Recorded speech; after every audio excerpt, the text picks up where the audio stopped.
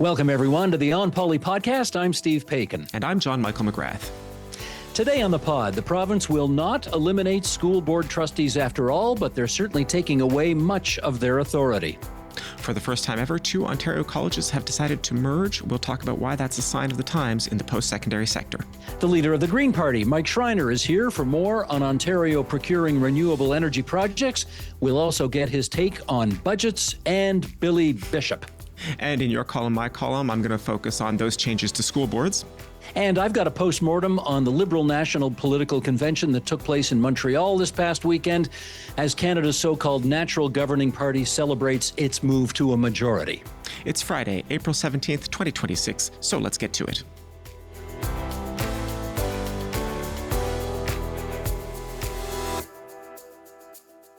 JMM, hello from across the pond. I come to you today from the canton of Geneva, Switzerland, where I am here for a few days amidst, I guess, what we would call wonderful mayhem. I'm visiting three grandchildren, all of whom are under the age of 5, and I have somehow managed to find one peaceful moment in the day to get behind my laptop and do this show with you. But you know what? It could all come crashing down on our heads at any moment now, so we should probably get the show on the road here. What do you wear? Oh, you got a streetcar on today. Yes, I'm wearing my streetcar T-shirt again because our guest later is, of course, among other things, a transit advocate par excellence, so I thought I would honor that.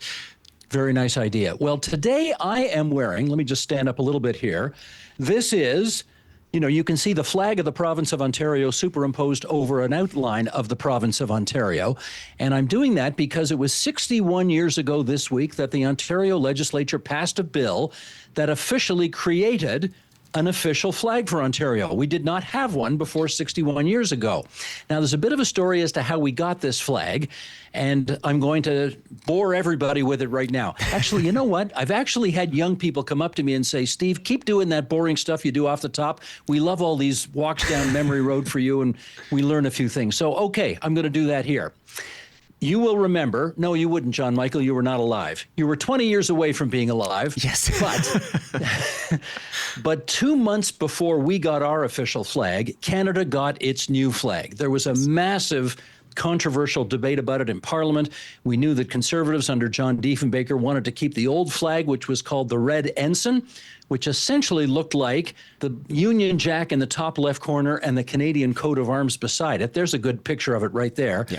And that was the flag of Canada from 1867 until we got our new flag, which of course was and is the one we use today, the red maple leaf in the middle with the 2 red bars on either side. And John Robarts, who was the Premier of Ontario at the time, got an idea. He said, we're going to take that discarded red ensign, we're going to take the Canadian coat of arms off it, we're going to put here we go right here, we're going to put the coat of arms of Ontario on it, and we'll have the Union Jack in the top left corner and the Ontario coat of arms, and now we will have an official flag. And Darcy McHugh, who's a well-known cabinet minister back in the day, said apparently at a cabinet meeting, Premier, are you sure you want to do this? I mean, do we want to stir up all the whole flag flap all over again here in Ontario? We just went through it federally. And his answer was, Darcy, it's all going to be fine. And besides that, it's great politics for us. And it was great politics for Ontario back in the day because, of course, we were not 61 years ago, the multicultural bastion we are today. We were very much a white Anglo-Saxon Protestant province, and the white Anglo-Saxon Protestants in Ontario, many of whom supported keeping the old flag, would have been happy to have echoes of the old flag in place for Ontario's new flag, and it all happened in the legislature 61 years ago this week. So there we go. So I was looking this up because I had thought that at the same time that we adopted the flag in 61, that was also when we adopted the motto, which in Latin, and pardon me, I have to read it because I haven't brushed up on my Latin. It's ut incepit fidelis sic permanet, which means loyal she was born, loyal she remains. I thought we had also adopted the motto at the same time, but apparently, no. The coat of arms and the motto date back to 1909, and it was those were what were then put on the flag in 1961. I had this idea in my head that the motto was also kind of like a jab at the the new flag, the federal liberals, all of that drama as well, but it actually substantially predates all of that drama. So I learned something this week as well. Let the record show I am not the only nerdy old timer here going down memory lane with a chapter from Ontario's long ago history. So yes, indeed, 61 years ago, on this week, we got the new flag, but we already had the motto in place. And JMM, loyal I have been to you, loyal I shall remain. And with that, we're off to issue one. Absolutely. For the longest time, it looked as if the Ontario government was leading up to a decision that would eliminate school board trustees altogether. But this week, the Minister of Education announced no. The role would stick around, but there would be significant changes in what trustees could do and how much they would be paid. JMM, we've talked about this before in as much as trustees, they are the oldest political role in the country. They predate members of parliament, they predate members of the legislature, but the government has plans. What do they intend to do? So this is Bill 101, the Putting Student Achievement First Act. This bill does a bunch of different things, like many of the bills introduced by this government, but in broad strokes, it really diminishes the role of elected school board trustees for the English language boards specifically. It caps their number. It shrinks one school board outright. In Toronto, the Toronto District School Board will shrink to 12 trustees. And it expands provincial control over procurement of both in-class materials as well as large capital projects. Obviously, one of the biggest things that school boards do is build new schools. The province is going to impose new oversight and control over those projects. And, if we zoom out for a moment, we could say this is part of a very long trend in Ontario politics where the provincial government has really exercised more and more control over education policy, certainly since the 1990s and arguably going back to the 1960s. So Bill 101 is certainly part of that trend. It continues that trend, but that doesn't mean that some of these changes aren't notable in their own right. Well, let's go through some of them. And as Woodward and Bernstein said back in the 1970s, we're going to follow the money. Let's start there. The government started down this road after a series of, well, I don't know what else to call them other than huge, controversial, headline-grabbing examples of certainly what the government considers to be terrible misspending by certain trustees. Yes. So tell us what the bill has to say about that.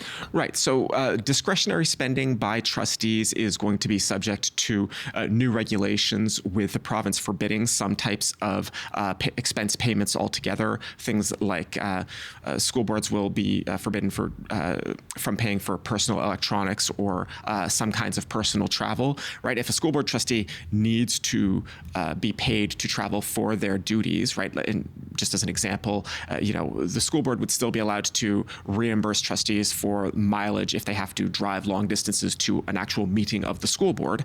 But some of the examples that were making headlines last year, like the school board where trustees flew to Italy to inspect statuary. Those will no longer be permitted. The province is clearly trying to keep a very tight leash on school board spending as things go forward. The province is also capping honoraria, right? People might recall that once upon a time, school board trustees were paid like public sector salaries, the way that we pay city councillors and MPPs and MPs. That has not been the case for several decades now. They are instead paid an honoraria. In the case of some GTA cities, those can be pretty substantial in the $25,000 to $35,000 range for the basic salary of a school board trustee. Sorry, I said salary, but of course these are not salaries. And for school board chairs, those numbers can go higher. The province is setting a new cap that the honoraria can only go as high as $10,000 per year. So that is a very substantial cut for at least some school board trustees in the province.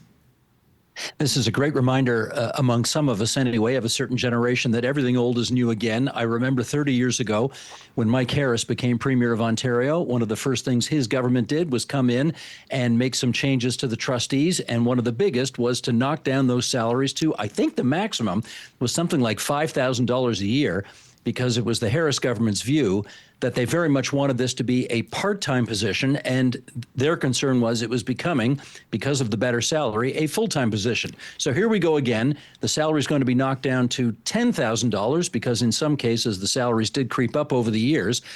But that's $10,000 a year to, in some cases, oversee school board business in school boards where, well, for example, the Toronto District School Board has 230,000 students to oversee. I mean, that's almost twice as much as the population of Prince Edward Island entirely. Yes. I mean, the Ottawa School Board looks at 75,000 students. That's bigger than the entire population of North Bay. Any concerns over that math? Well, the good news, so to speak, for trustees is that their jobs are going to get a lot smaller. The other thing that Bill 101 does is, as we alluded to earlier, is that it shrinks their role substantially. More of the work of running the school board itself, including creating the board's budget, would now be done by a chief executive officer who would replace the position that currently exists of the director of education. The CEO would be responsible for the business side of the board's operations, as I say, putting together a budget, managing the spending, those kinds of things. While pedagogical issues, more education policy-focused issues would be handled by a chief educational officer. Both positions would be hired by the board of trustees themselves. The boards would not be allowed to fire the chief executive officer. So the government says outright they want to protect the role of the CEO from any potential reprisals from school boards if, for example, the CEO recommends a budget that they don't like. There is one issue that I want to flag in particular, that the CEO would have the power to write the budget for the English public school boards. The trustees would basically only be able to sort of say yes to the budget. If they were to say no, if there was a dispute between the CEO and the trustees, the provincial government would be the one to wade in and break the impasse. And at least under the current government, you could imagine how that power would be used. They would presumably come in and side with the CEO, at least if the CEO was making policy in line with what the provincial government wants. Let's talk labor relations for a second here, because, of course, over the years, the province has really taken unto itself a lot more of the power to negotiate contracts with teacher unions and so on, and left a lot fewer of those responsibilities to individual school boards. What's going to happen now with labor relations going forward? Well, that is also changing in a big way. Again, for the English language school boards, instead of trustees, the school boards will now be represented at the bargaining table by an umbrella organization of these CEOs, these chief executive officers. There is still going to be a role specifically for Catholic school trustees, where any decision might impact the specific religious nature of the Catholic school boards, because, of course, the Catholic school board does have that constitutional protection in our Constitution. That said, in some ways, as much as there are other big things that are going on in Bill 101, I do think that this might be low-key the biggest change in the bill, because it really does away with even the sort of a polite fiction that the school board trustees are the ultimate employers, right? Certainly, this has, again, been a long process where, even when I was back in public school, everybody acknowledged that the government was the one that school unions were ultimately negotiating with, but formally, actually, the provincial government didn't get a formal role in labor negotiations with unions until, I want to say 2014, maybe 2015. It was like when I got to Queen's Park as a reporter, they finally made that change in law to give the province a direct formal role in labor negotiations with education unions. And now we've just seen this take another step where we are entirely sidelining the elected school board trustees as representatives in that collective bargaining. And so the school boards have, basically been pushed aside with curriculum development. That's all happening at the government level. This bill pushes them more to the side on things like procurement and school construction, in-class materials. And they're no longer really the employer in a basic sense. And so, the government has chosen not to eliminate school board trustees entirely, but they haven't left them a lot of work to actually do. Let me do one more go-round with you on this. And I've really been thinking a lot lately about why, despite giving every indication that they were seriously considering eliminating the trustee position altogether. They obviously, at the end of the day, thought that was a bridge too far and decided not to do it. And instead, I love this word, they have sort of defenestrated the powers of trustees that they have enjoyed since Confederation. You still need someone to call if you've got a problem. I don't know. What do you think? Well, I do have some thoughts about this that I'm going to share in the Your Column, My Column segment. But I will definitely co-sign what you just said about, I don't think the Minister of Education wants to personally be getting angry phone calls from parents when the school bus in Halliburton Highlands is late on a Tuesday morning. Agreed. And I look forward to more of your comments on this when we get to Your Column, My Column. But in the meantime, we're off to issue 2. Ever since the Ontario college system was created more than 6 decades ago, it has pretty much only ever done one thing. It has grown. It started with just a few hundred students at Centennial College in Toronto and has now boomed to the point where there are 350,000 students at 24 colleges on 100 different campuses all around the province. But that changed this past week when 2 colleges, St. Lawrence College in Kingston and Fleming College in Peterborough, announced they will merge their operations to create a new, soon-to-be-named entity. The 2 colleges insist they're not going to be closing any campuses, but a lack of funding has clearly prompted this move. So, JMM, they are presumably looking to save some money in other ways. What do we know?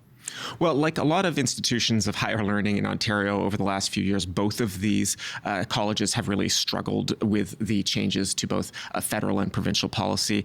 The elephant in the room continues to be the changes to immigration policy and specifically international students. Both of these colleges have made really substantial cuts to their programs already before this most recent announcement. Just looking at the numbers here, Fleming College since 2023 has suspended or cut at least 50 programs, and St. Lawrence College had also suspended 50 programs earlier this year. So both of these colleges dealing with falling enrollment and clearly getting very creative in thinking about how they address that. You know, in one sense, of course, this could be good for students and staff, right? Like one of the most common complaints I ever hear in the post-secondary space, whether you're talking about colleges or universities, like when people accuse instructors, for example, of making too much money or whatever, and they say like, the instructors will say, we're not the ones who are driving up the cost of tuition. It's the bloated administration of the university or college who are really responsible. And so, in that sense, this might be a genuine way to cut costs and keep tuition costs down for students if it does in fact lead to lower administration costs, a smaller administrative burden. But that is, of course, a difficult thing to evaluate, particularly when we're already seeing programs getting cut. It's sort of hard to judge it against. Like, what's the counterfactual we judge it against? Mm-hmm.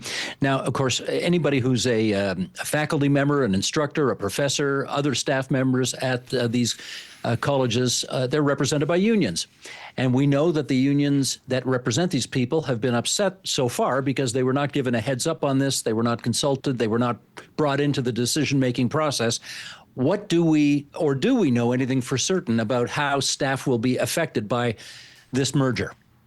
We don't know anything in detail so far. CBC reported that the staff at both St. Lawrence College and Fleming were blindsided by the announcement that they had not been given any kind of advance warning of these changes.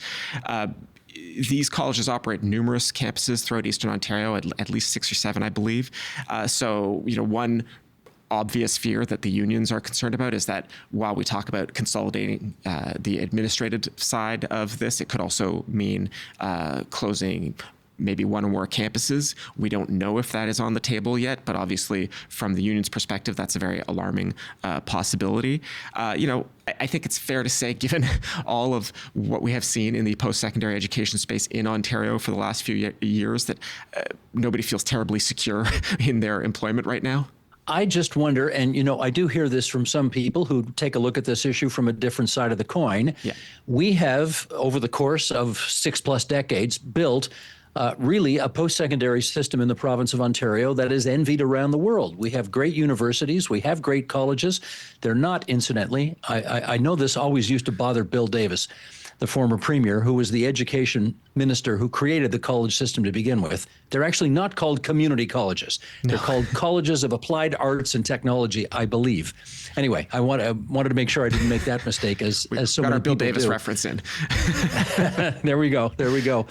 But there is an argument to be made that we have overbuilt the system. I'm not making the argument, but I have certainly heard it, that the system is too big considering the number of students that need to be educated. How much truth do you think there is to it? Well, I think it's related in some ways to what we were discussing in the first segment with the school boards, where, particularly in a city like Toronto, there is undeniably more school floor space under the management of the TDSB than there are students to fill it. And this was a school system that was built out to educate the children of the baby boom. And I don't know if you've checked a demographic chart in Ontario lately, but the baby boom is no longer in the public education universe. And we just do not have any real prospect of having that many kids being educated again, certainly in the city of Toronto, barring some massive demographic change that nobody is predicting. The situation with colleges is a little bit different, where I don't think enrollment is falling quite as severely, but it is also certainly not growing the way it once did. And that is a totally legitimate question to ask about, particularly when we are talking about a system that still relies on public funding, on taxpayer dollars, right? Do we build this system to have lots of unused space? Are we building it for Ontario students? Are we building it to cater to international students so that we can use them to subsidize the Not so tuition much for anymore. Ontario? Well, exactly, right? These are all, I think, legitimate questions to ask about the future of colleges. And you can sort of see everybody in the system, I think, is still kind of pawing around in the dark for an answer, and we don't have a clear vision from the government, I would say, about what the future of the system is going to be, except that, of course, they have recently backed away from the moratorium or the tuition freeze, and they have allowed a bit more flexibility there. Now, while we're talking about this sector, we should also bring folks up to date on another fairly significant development that took place this week. Why don't you bring us up to speed on that? Right, and this was another part of Bill 101, which we referred to earlier. The government is disbanding the Higher Education Quality Council of Ontario. Now, this was a provincial agency that was created in 2005 to conduct research on the quality of higher education in Ontario. Sort of, the name does what it says on the tin.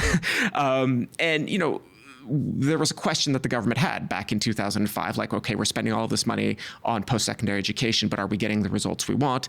They didn't think that they were gathering the data that they needed to answer those questions, so they created this council to get that information and to assess the effectiveness of public spending in the post-secondary space.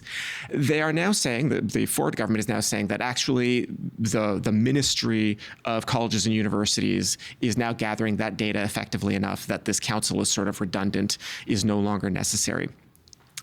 Kind of a niche topic that I would not normally raise, except that one aspect of this is that the Ford government had in 2018 imposed a regulation on universities and colleges that required them to adopt free speech on campus policies, and made the Higher Education Quality Council responsible for assessing the nature of those policies, making sure those policies conformed with the government's wishes. With this council being disbanded, the ministry is going to take over that specific role on its own. Now, the government says this is not changing anything, right? They are not looking to make a big change to the administration of these free speech policies, which have kind of been symbolic in some ways. This was a fight that the Tory government wanted to pick when they were young and just new in office, and this was, some red meat that they could throw to the Conservative base. But I will say, I'm flagging it because we want to keep an eye on this. It is a very different relationship from, the universities and colleges writing reports that nobody is going to read and then sending those reports to a council nobody cares about versus writing those reports and being assessed by the ministry, which is going to determine like how much money some of these colleges and universities gets. Again, at the moment, in fairness to the government, to represent their position, they say nothing about these policies is changing right now. I am flagging this for us to keep an eye on it for the future. I'm calling you on one thing here, and that is to say, JMM, niche issues are your brand. Who are you trying to kid here, my friend? And with that, we're off to issue 3. This week, the provincial government announced more than a dozen wind and solar projects will be built in Ontario. The target completion date is the year 2030. Many of the projects are in Northern Ontario, including sites around Thunder Bay, Searchmont, which is near Sault Ste. Marie, and Timmins.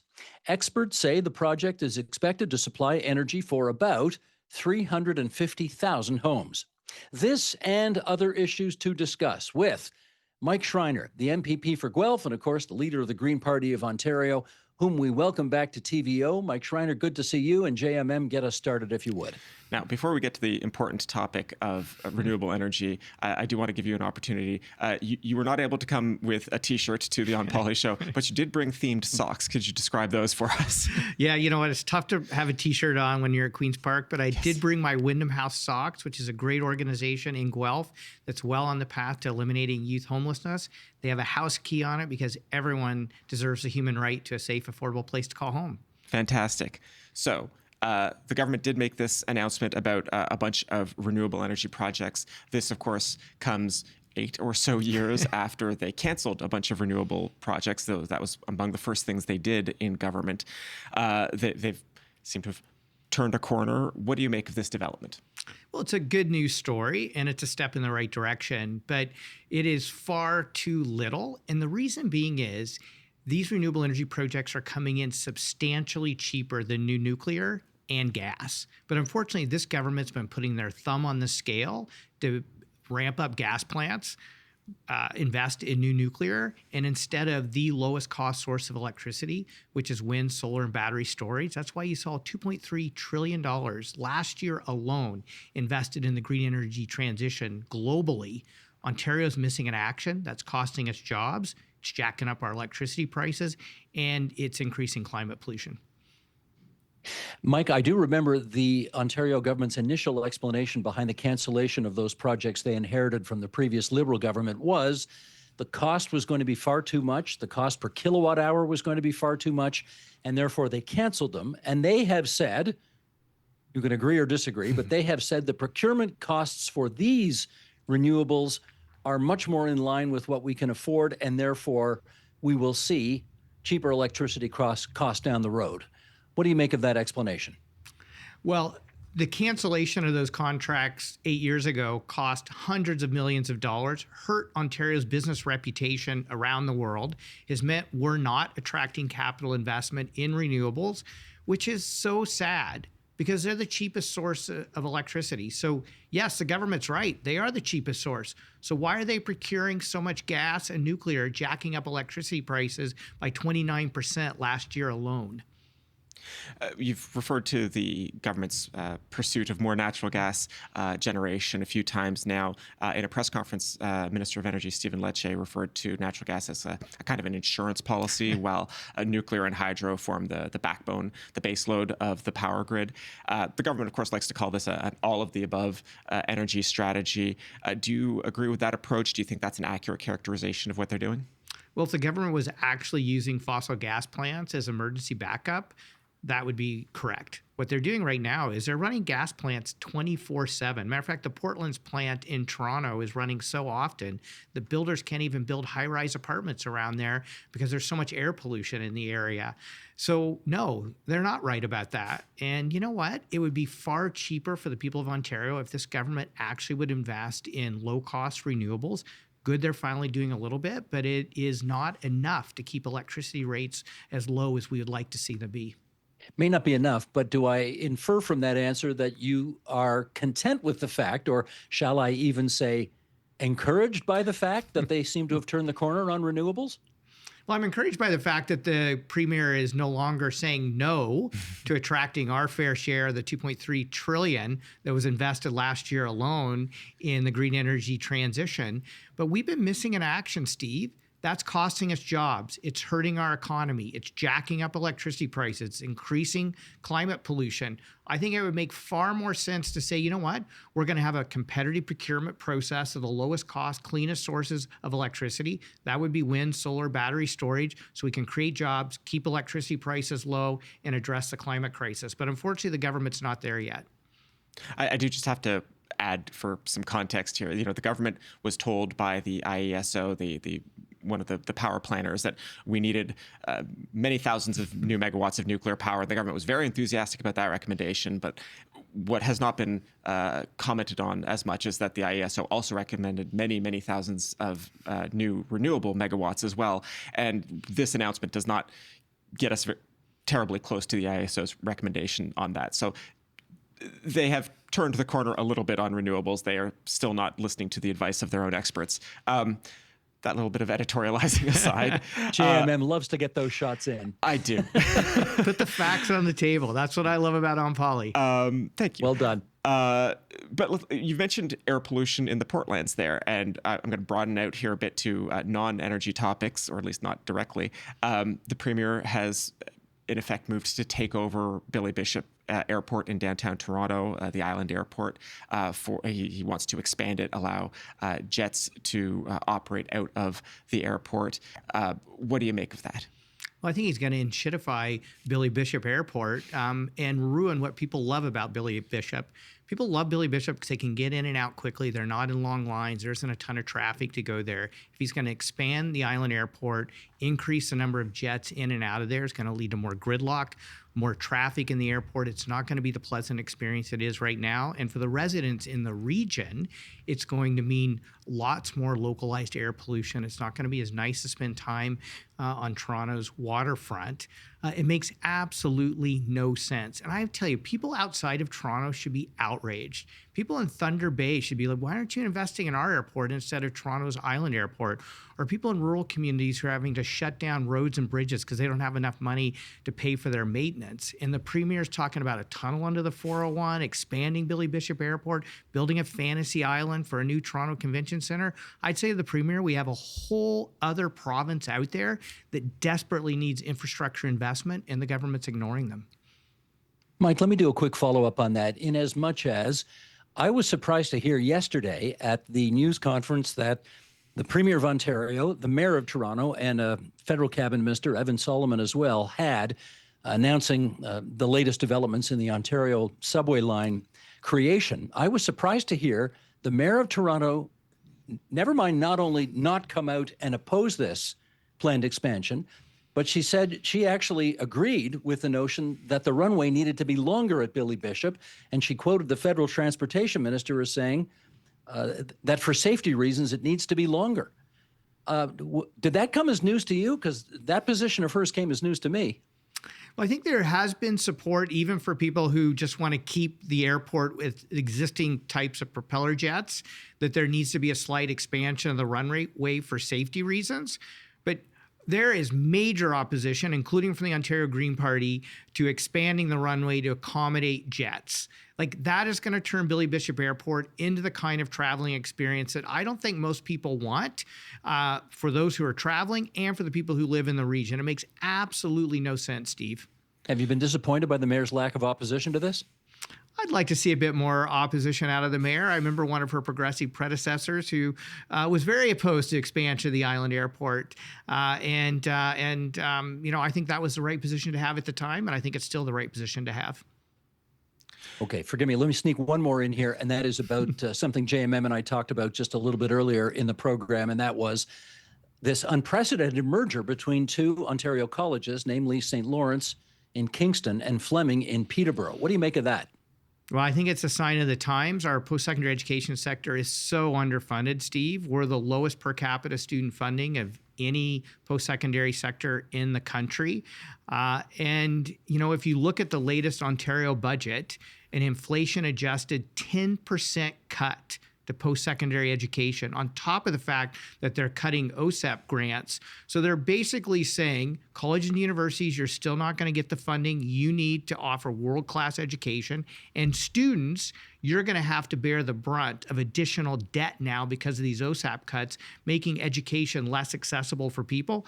These kinds of mergers, I think, are a reflection of the financial crisis colleges and universities are in right now.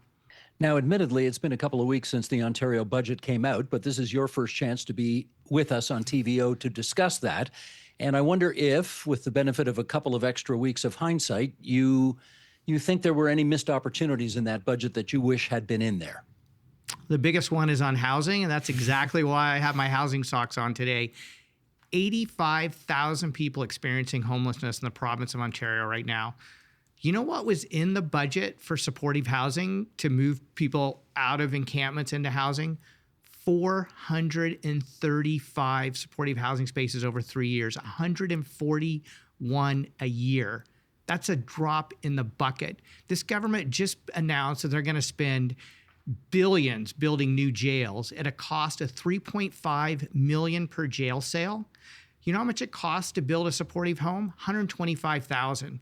Costs $180,000 to operate that jail cell. You know what it costs to operate the supportive home? $10,000 a year. Let's invest in people. Let's help people not be forced into prison instead of wasting billions on that. And the other one for me is the budget showed 64,500 housing starts in Ontario.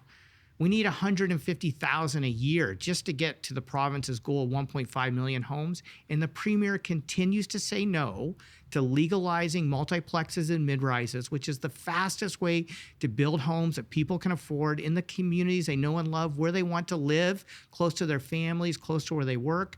The government is just failing on the housing issue. And that's what's driving the affordability crisis. That's why so many young people are wondering if they'll ever own a home. That's why there is no place in Ontario where a full-time minimum wage worker can afford average monthly rent. And that's why an unprecedented number, 85,000 people experiencing homelessness in the wealthiest province in Canada. Like, this is a moral failure on the part of government, and we need this government to step up and actually have a bold, ambitious plan to address the housing crisis. I mean, you're singing my song talking about housing policy on this podcast.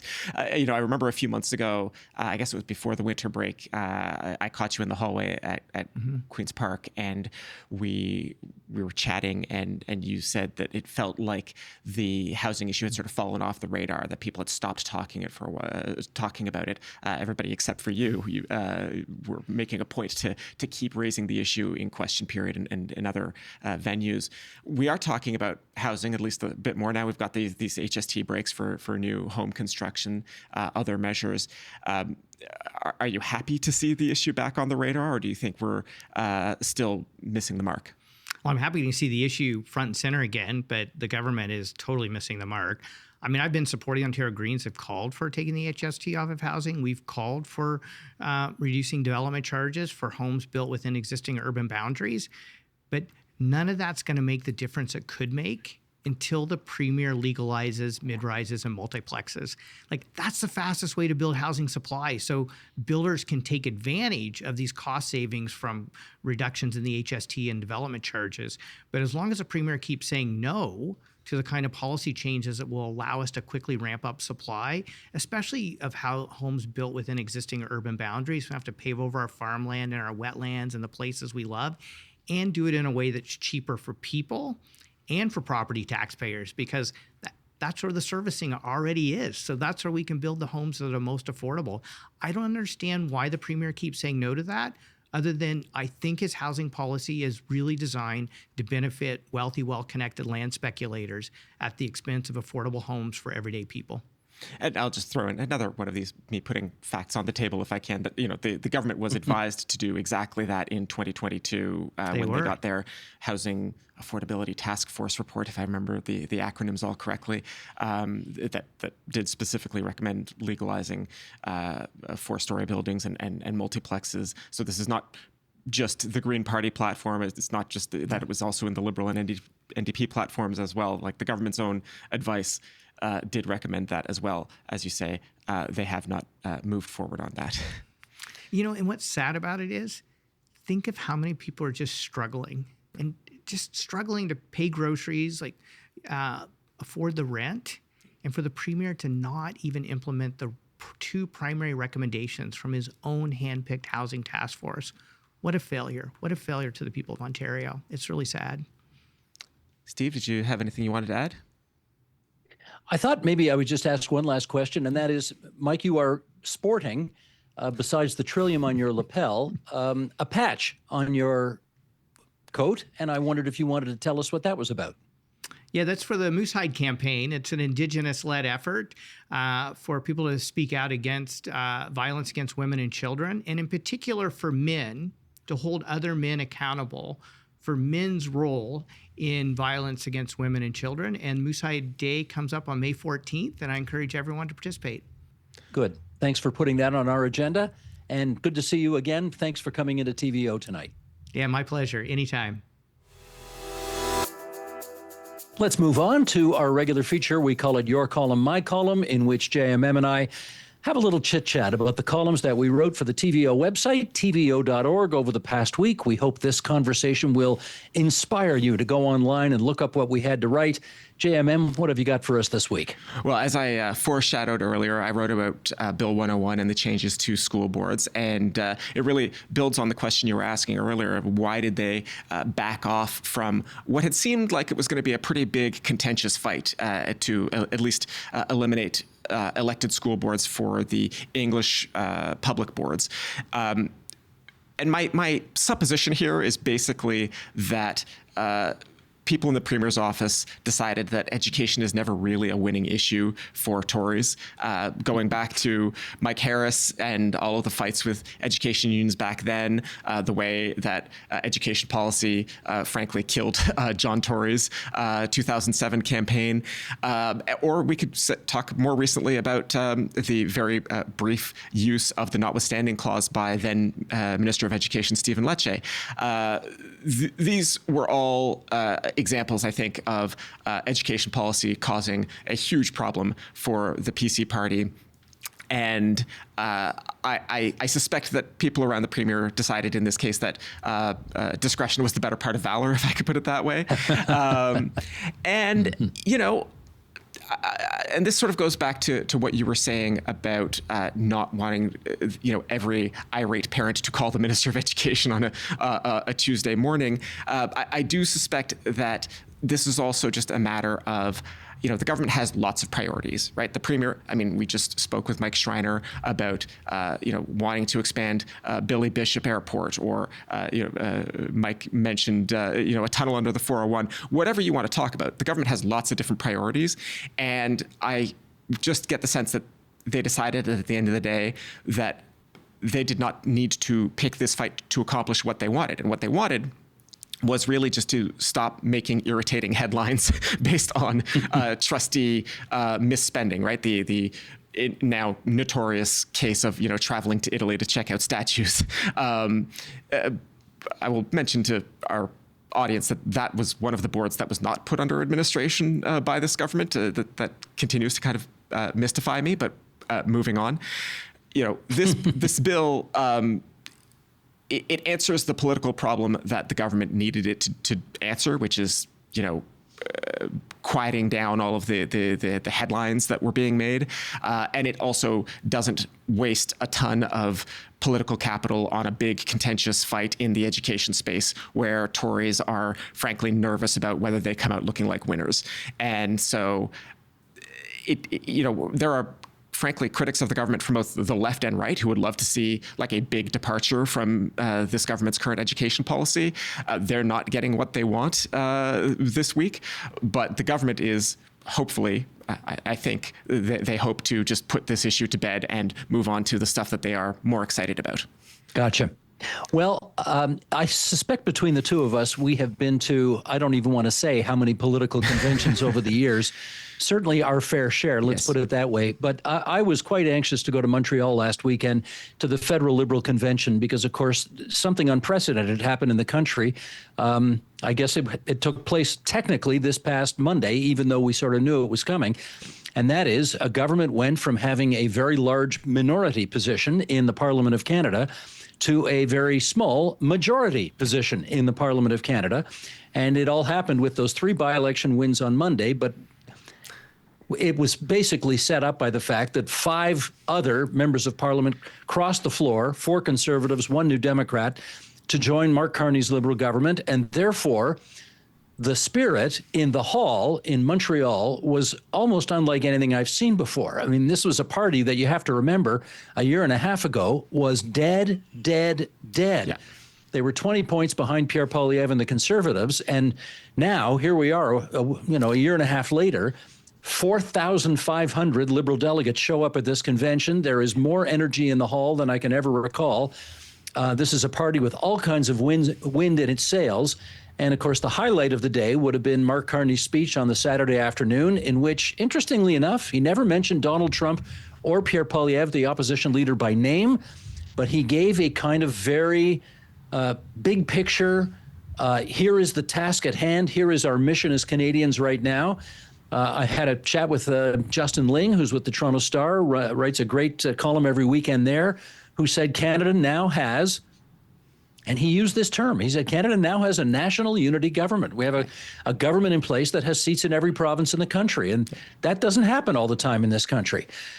Interestingly enough, I watched Carney's speech with a guy who actually wrote part of the speech, and I talk about this in the column. It's actually a very interesting phenomenon to watch how nervous somebody who writes the speech is watching the speech being given, and how much of it is actually Mark Carney delivering what the speechwriter intended, and how much ad-libbing goes on. And we talk about that as well.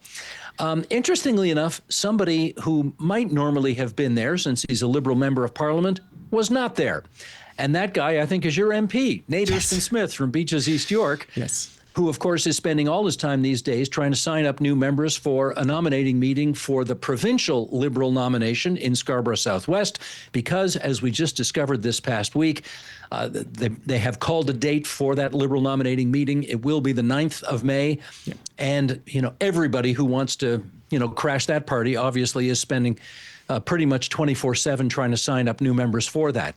We also discovered that Navdeep Bains was at this convention in Montreal, and that was a bit of a surprise because Mr. Bains has a very high-paying good job at Rogers and is kicking the tires on a run for Ontario Liberal leader, in which he might very well face Nate Erskine-Smith in that task if he decides to go for it. So that was it started as a rumor, and it's now basically confirmed that Mr. Bains has a committee in place that will be looking at the advisability of him running for Ontario Liberal leader.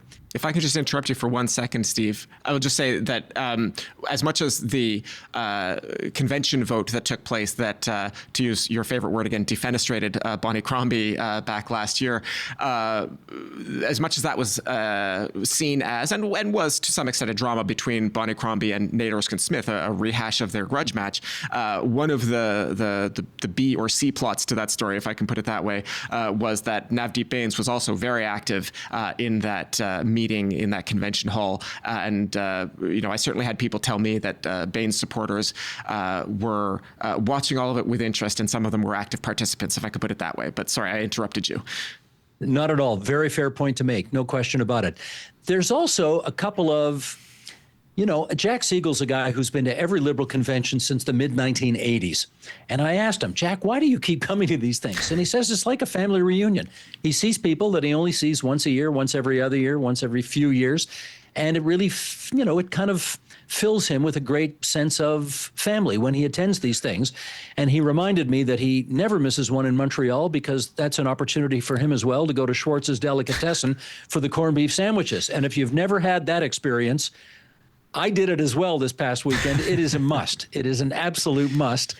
But I'll tell you what, JMM, the highlight of the weekend for me was having a chance to have a conversation with a 19-year-old McGill University student named Samantha Lowe. And Samantha, I think my first question to her was, you're a 19-year-old kid in Montreal. What are you doing here at a political convention all weekend long? So many better things to do in Montreal on a weekend. Exactly. Is there something wrong with you? And she said, no, you know what? I don't care what you think about my generation. And I, like anybody else who's older than this generation, I have the occasional unhappy thought about what I see. About kids these days. But then I admit it. But then I see somebody like Samantha who is engaged on issues, who is there because she wants her voice to be heard and her generation's voice to be heard. She wants to participate in issue-oriented debates. She wants to, network and make contacts that might be helpful to her and her generation as she goes forward. And you know what, John Michael? I feel so encouraged about the future when I see engaged 19-year-olds spending time at these political conventions. It kind of restores my faith in Generation Z, as they call themselves. So you can read all about it at tvo.org, and that's my pitch for the column this week. With that, we don't have a mailbag this week because we wanted to give Mike Schreiner some extra time in the show. If you do have questions or comments about the show, you can please email us at onpolitics@tvo.org. And that leaves us just in the nick of time to say that is the On Poly podcast for this Friday, April 17th, 2026. You can follow our show wherever you get your podcasts so that you get notified each time a new episode is available. And you can see the video version of the podcast on the TVO Today YouTube channel. You know we love getting your feedback, whether it's good, bad, or indifferent. Send us an email at onpolitics@tvo.org and be good enough to share your first and last name and where you're writing from. This week's episode was produced by Tiff Lamb, editing by Colin Kish.